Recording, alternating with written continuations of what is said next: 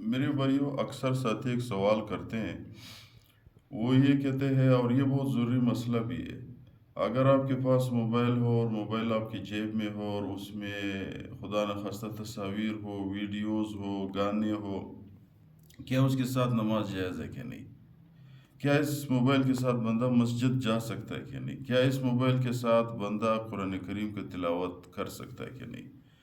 تو مسئلے سے پہلے میرے بھائیو یہ بات ذہن میں بندہ رکھے کہ تصاویر، گانے، ویڈیوز یہ چیزیں حرام ہیں، اس سے بندہ توبہ کرے۔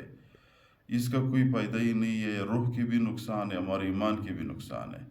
لیکن اگر کسی کے پاس یہ موبائل میں موجود ہے اور اس موبائل کے ساتھ وہ بندہ مسجد میں نماز پڑھتا ہے اور موبائل اس کا آف ہے تو نماز اس کی ہو جائے گی، اور موبائل اس کا بند ہے، تلاوت بھی وہ کر سکتا ہے، موبائل اس کا بند ہے، مسجد بھی جا سکتا ہے، جنازہ نماز بھی پڑھ سکتا ہے، یعنی سب کچھ کر سکتا ہے، موبائل اس کی جیب میں ہے۔